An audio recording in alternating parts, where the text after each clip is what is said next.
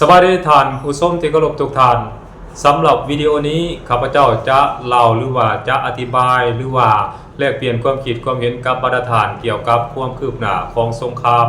ระหว่างสหรัฐอเมริกากับอิหร่านให้บรรดาท่านผู้ชมได้รับชมรับฟังนำกันในวิดีโอนี้อีกตอนหนึ่งท่านผู้ชมซึ่งเวลานี้ก็ถือว่านับเข้ามาเป็นมื้อที่หาแล้วหรือว่าก้าวเข้ามาเป็นมื้อที่หาแล้วที่สหรัฐอเมริกานั้นได้สืบต่อโจมตี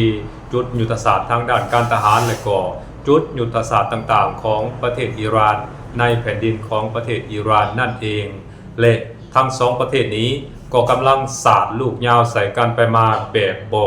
เบามือหรือว่าแบบบ่ยอมมือแม้แต่หน่อยเดียวท่านผู้ชมสหรัฐอเมริกานั้นเลือกโจมตี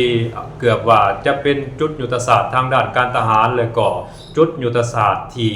เป็นของพลเรือนแต่ว่าหับใส่ทางด้านการทหารนั้นสหรัฐอเมริกาเองก็โจมตีจุดยุทธศาสตร์ดังกล่าวนั้นเช่นเดียวกันท่านผู้ชม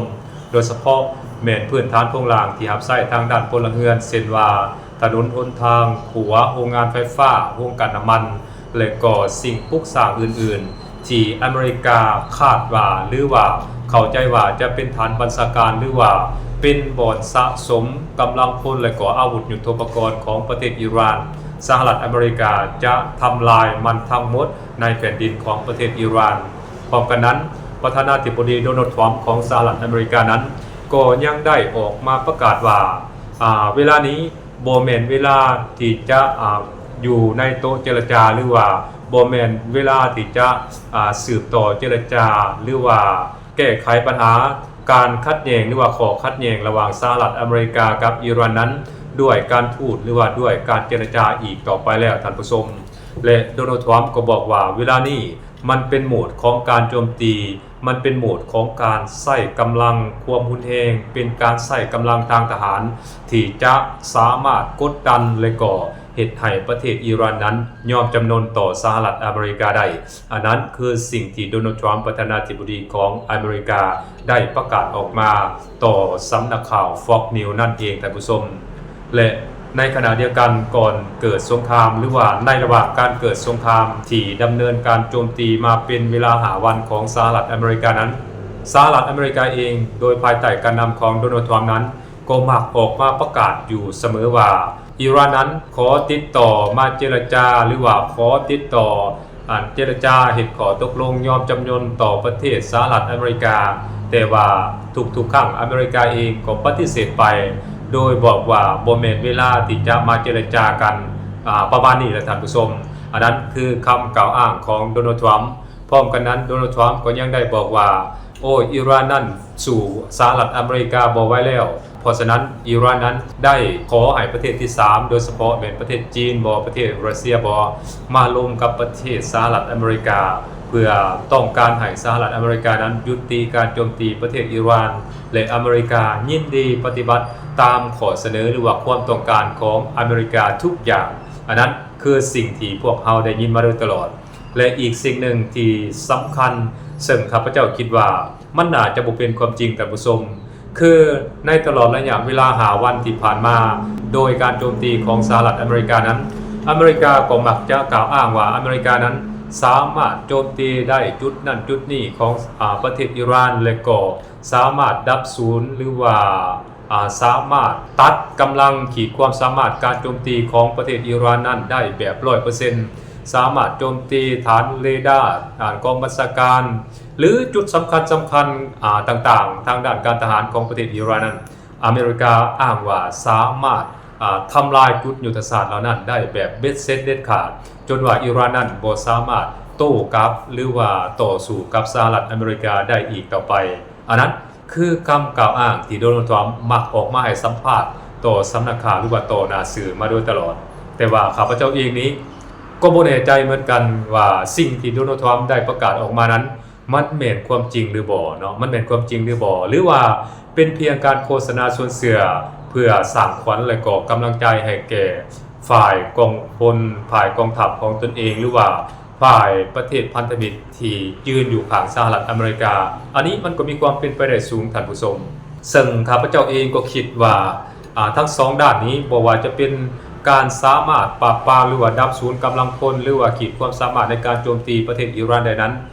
มันอาจจะเป็นความจริงหรือบ่เป็นความจริงก็เป็นไปได้เพราะถ้าพวกเฮาเบิ่งในแง่ความเป็นจริงนั้นอเมริกาเองก็มีขีดความสามารถในการโจมตีประเทศอิหร่านเช่นเดียวกันแต่ในทางกลับกันประเทศอิหร่านเองก็บ่แม่นหมูเช่นเดียวกันท่านผู้ชมบ่แม่นหมูที่จะเฮ็ดให้ประเทศใดประเทศหนึ่งหรือว่าประเทศศัตรูนั้นเคี่ยวหรือว่าเกินกินแบบง่ายดายได้เพราะว่าในอีกฝากหนึ่งของข่าวนั้นพวกเฮาก็ปรากฏเห็นข่าวที่ลุดลอดออกมาจากฝั่งของอิหร่านและก็จากบรรดาสำนักข่าวหรือว่านักวิชาการที่อยู่ทางฝั่งของอิหร่านเช่นเดียวกันคืออิหร่านนั้นสามารถตอบโต้กับประเทศสหรัฐอเมริกาโดยเฉพาะแม้นอิหร่านนั้นก็ได้โจมตีกลับไปยังฐานทัพต่างๆของสหรัฐอเมริกาที่ตั้งอยู่ย่างยายในบรรดาประเทศพันธมิตรของสหรัฐอเมริกาอยู่ในอ่าวเปอร์เซียนั้นบ่ว่าจะเป็นกาตาร์บาห์เรนคูเวต UAE ซาอุดิอาระเบียพวกนี้นะล้วนแล้วแต่ถือประเทศอิหร่านยิงถล่มโดยเฉพาะแม่นฐานทัพอากาศและก็กองทัพเรือของสหรัฐอเมริกาที่ประจำอยู่ในภูมิภาคนี้นั้นต่างก็ถืออิหร่านทำลายให้เสียหายนักหน่วงไปตามๆกันจนถึงขั้นว่ามีฐานทัพของสหรัฐอเมริกาบางฐานทัพนั้นบ่สามารถใช้การได้อีกต่อไปท่านผู้ชมอันนั้นคือข่าวมันออกมา2ด้านบ่ว่าจะเป็นฝั่งของอิหร่านและก็ของฝั่งสหรัฐอเมริกาล้วนแล้วแต่มีเขาเอิ้นว่าทิศทางที่โกงกันข้ามกันหมายความว่าออกไปคนละแนวข่าวนะอิหร่านเองก็อ้างว่าสามารถโจมตีประเทศสหรัฐอเมริกาโดยเฉพาะแม่นแหล่งผลประโยชน์หรือว่าฐานทัพของประเทศสหรัฐอเมริกาในตะวันออกกลางได้ส่วนว่าสหรัฐอเมริกาเองก็เก้ทับเช่นเดียวกันท่านผู้ชมเพราะฉะนั้นการบริโภคข้อมูลข่าวสารต่างๆบอกว่าจะจากช่องของข้าพเจ้าเองหรือว่าจากช่องข่าวอื่นๆนั้นอันนี้ข้าพเจ้าเองก็บ่แน่ใจว่าสิ่งที่สำนักข่าวต่างๆว่าออกมานี่มันอันใดถืออันใดผิดกันแท้เนาะแต่ว่าทั้งนี้ทั้งนั้นเฮาก็ต้องรอถ้าติดตามหลายๆสำนักข่าวเผยแพร่ออกมาว่ามันเป็นไปในทิศทางใดนะอันนั้นเฮาก็ต้องถ้าติดตามเบิ่งนำกันในลักษณะแบบนั้นบ่มีช่องข่าวใดช่องข่าวหนึ่งหรือว่าสำนักข่าวใดสำนักข่าวหนึ่งที่สามารถฟันธงได้แบบ 100% ว่าอิหร่านนั้นเกิดความเสียหายสหรัฐอเมริกานั้นเกิดความเสียหายบ่มีสำนักข่าวใดสามารถยั่งยืนแล้วก็คอนเฟิร์มได้ 100% แบบ4ท่านผู้ชมบ่มีรวมทั้งช่องข่าวของข้าพเจ้านำอันนั้นคือความเป็นจริงที่มันเกิดขึ้นเนาะวันนี้เฮามาเบิ่งได้ไงขีดความสามารถของประเทศอิหร่านนั้นอิหร่านเองก็มีขีดความสามารถสูงได้ท่านผู้ชมโดยเฉพาะแม่นขีปนาวุธคำทวีปขีปนาวุธที่มีอานุภาพการทำลายล้างสูงนี่โดรนอีกอย่างต่างๆพวกนี้อิหร่านเองก็มีหลายแล้วก็เสื่องซ่อนไว้อยู่ในใต้ดินเนี่ยเมืองใต้ดินเนี่ยเป็นจำนวนหลายซึ่งในเวลานี้อิหร่านเองก็ได้ทยอยเอาออกมานำใช้แล้วก็โจมตีฐานทัพต่างๆของสหรัฐอเมริกามีทั้งโดรนมีทั้งICBM เนาะที่ขนาดกลางนะบ่ถึงขั้นว่า 20,000-30,000 กิโลเมตรอันนี้ก็บ่มีเนาะเห็นบอกมันเป็นนั่นนี่เพราะฉะนั้นบ่ได้ว่าซัพพอร์ตตั้งแต่สหรัฐอเมริกานั้นมีขีดความสามารถในการโจมตีประเทศอิหร่านแต่อิหร่านเองก็มีขีดความสามารถในการโจมตีกับประเทศสหรัฐอเมริกาเช่นเดียวกันโดยเฉพาะแม้นโจมตีฐานทัพของสหรัฐอเมริกาบ่ว่าจะเป็นอยู่กาตาร์บาห์เรน UAE ซาอุดิอาระเบียจอร์แดนหรือประเทศอื่นๆนั่นแหละที่อยู่อ้อมๆประเทศอิหร่านนะเนาะ